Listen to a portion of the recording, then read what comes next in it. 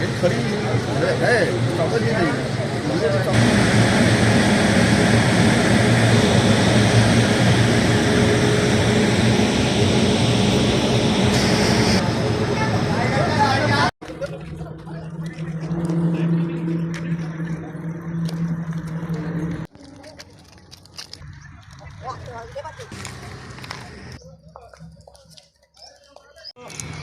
बता कहाँ जा सकते, कहाँ जा सकते बता। डूंगरगढ़ जा सकते। डूंगरगढ़ माता के दर्शन बनने के बाद फिर क्या हुआ? रायपुर डिवीजन बनते ही रेलवे के उच्च अधिकारियों को लगा कि अब भिलाई में एपी ऑफिस की जरूरत नहीं है। अच्छा, क्योंकि उनको लगा कि रायपुर डिवीजन जब बन चुका है, रायपुर में डिवीजन मुख्यालय हो गया है, तो वहाँ पे एपीओ की वहाँ पे सब अधिकारी बैठेंगे, तो भिलाई दुर्ग के लोग और दल्ली राजरा के लोग रायपुर आराम से आना जाना कर सकते हैं अपने काम के सिलसिले में, रेलवे संबंधी जो भी काम है। इसके कारण इस ऑफिस को बंद कर दिया गया।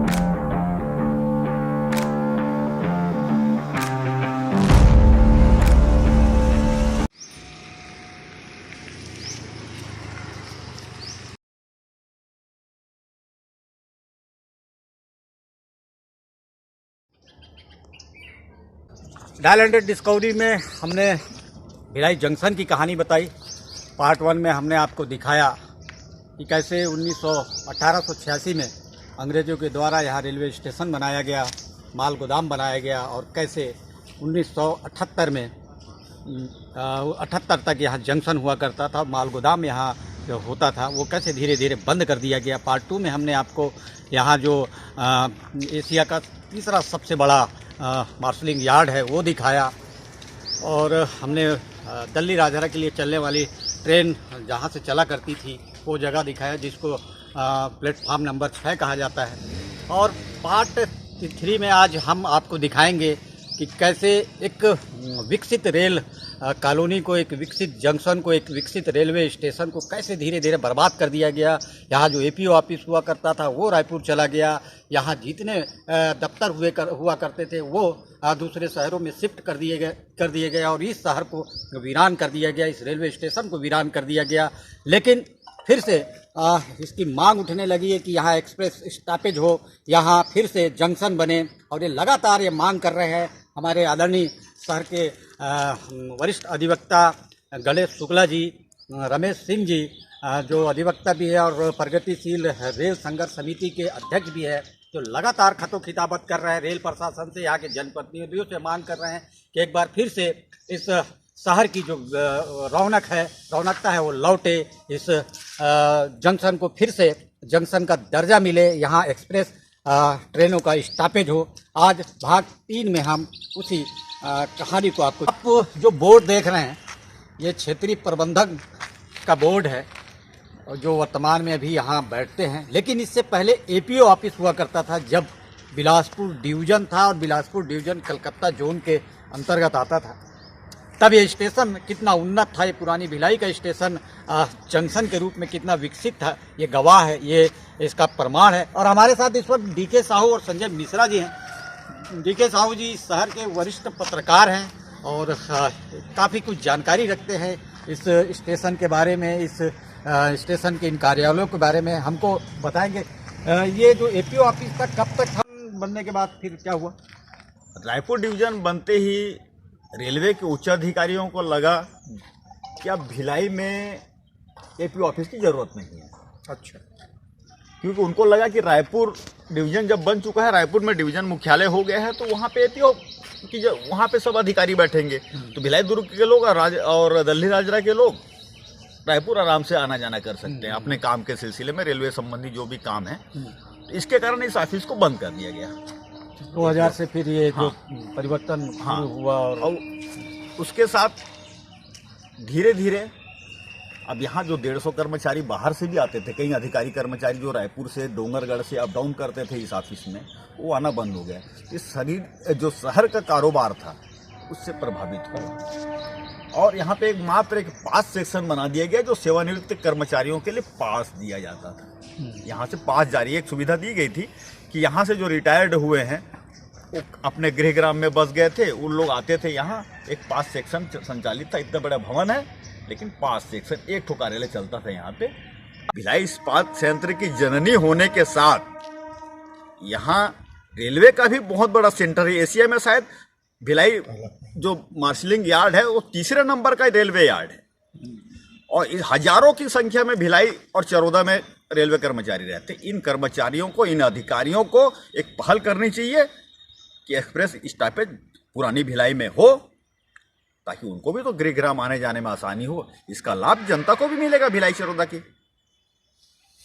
निश्चित रूप से ये जो डीके साहू जी ने कही कि जो एशिया का तीसरा सबसे बड़ा यार्ड वाला ये जो एरिया है, यहाँ अगर एक्सप्रेस ट्रेनों को स्टॉपेज मिलेगा तो यहाँ के जो रेलवे के कर्मचारी अधिकारी हैं उनको भी फ़ायदा होगा, यहाँ के जो आम लोग हैं उनको भी इसका लाभ मिलेगा। आगे चलेंगे, हम दिखाएंगे कि यहाँ के जो रेलवे कॉलोनी है वो कभी कितना उन्नत और विकसित हुआ करता था, आज किस स्थिति में, किस हालात में है, यहाँ के स्कूल किस हालात में है, यहाँ का जो हेल्थ सेंटर है वो किस हालात में है, उसके बारे में हम आपको जानकारी देंगे।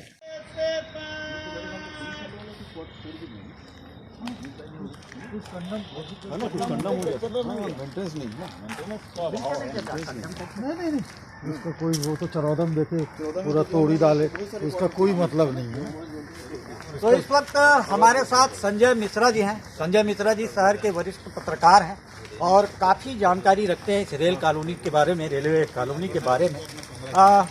संजय जी बताएंगे कि ये कॉलोनी कब तक विकसित थी और आज इतनी वीरान और सुनसान क्यों हो गई? जब से छत्तीसगढ़ राज्य बनने के बाद यहाँ से एपीओ ऑफिस, एएन ऑफिस और बड़े बड़े अधिकारियों के यहाँ से शिफ्ट हो जाने के बाद ये कॉलोनी ऐसे हो गई कि यहाँ कोई आना ही नहीं चाहता, और यहाँ जो क्वार्टरें हैं उस पूरे कंडम घोषित हो चुके हैं उस अधिकारियों के दबाव में। उसको मेंटेनेंस, अभी तो एक नया नियम निकाल दिए हैं कि जो इनको क्वार्टर अलाउंस मिलता था वो बंद करना है, क्योंकि टूट चुका है, कंडम होने के बाद उसको अलाट कर दिए हैं।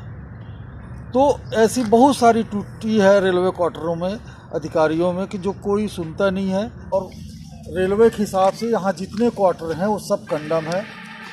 पहले पुलिस क्वार्टर हुआ करता था, यूएचई ऑफिस हुआ करता था, वो सब तोड़ दिया गया है। ए टाइप क्वार्टर कुछ तोड़ दिए गए हैं, जो कि भारत पेट्रोलियम पंप के पास ए टाइप क्वार्टर बने थे। बहुत सारे क्वार्टर रेलवे ने तोड़ दिया है, जिसकी जानकारी अधिकारियों के है। उसके बाद भी क्वार्टर अलाट किए जा रहे हैं ना।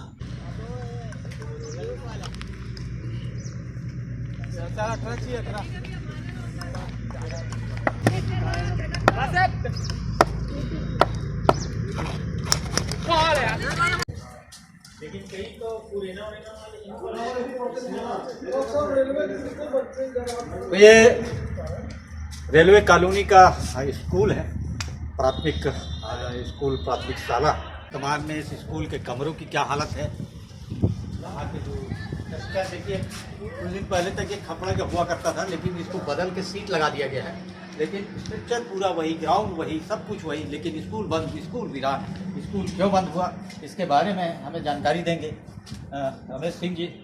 तो इस वक्त हम लोग भिलाई जंक्शन में हैं, पुरानी भिलाई जंक्शन में हैं, और हमारे साथ, क्या नाम है आपका? लल्लर तिवारी। कब से चला रहे हैं यहाँ? तो अरे यहाँ तो बचपन गुजर गया पूरा। अभी क्या स्थिति, कितनी सवारी आती जाती है रोजाना? अरे एक्सप्रेस पहले रुकवाओ, मतलब अभी सवारी कम है। सवारी कम तो एक्सप्रेस स्टॉपेज, पानी डाउन है पूरा। एक्सप्रेस स्टॉपेज होगा तो सवारी बढ़ेगी। हाँ। तो पूरा शहर की यही डिमांड है, चाहे वो ऑटो चालक हो या कोई व्यवसायी हो, कि यहाँ एक्सप्रेस अगर स्टॉपेज मिले एक्सप्रेस ट्रेनों को तो यहाँ का व्यवसाय बढ़े, ऑटो चालकों को कारोबार बढ़े।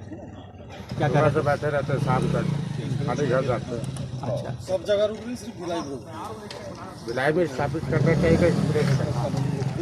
ने भाग 3 में देखा, पार्ट 3 में देखा भिलाई जंक्शन की कहानी, यहाँ के दफ्तरों की कहानी, यहाँ किस तरह ये वीरान हुआ शहर, किस तरह यहाँ का प्राथमिक स्कूल बंद हुआ, एपीओ ऑफिस बंद हुआ। यहाँ के शहर के लोगों ने हमको जानकारी दी। इस वक्त हमारे साथ संजय पांडे जी है, ये भी लगातार इसके लिए संघर्षरत है कि पुरानी भिलाई का गौरव फिर से लौटे, पुरानी भिलाई में फिर से जंक्शन हो, पुरानी भिलाई में फिर से एक्सप्रेस ट्रेनों का जनता की मांगों को देखते हुए जो पहले वाली व्यवस्था है वापस आनी चाहिए और इसमें निरंतर सुधार होना चाहिए।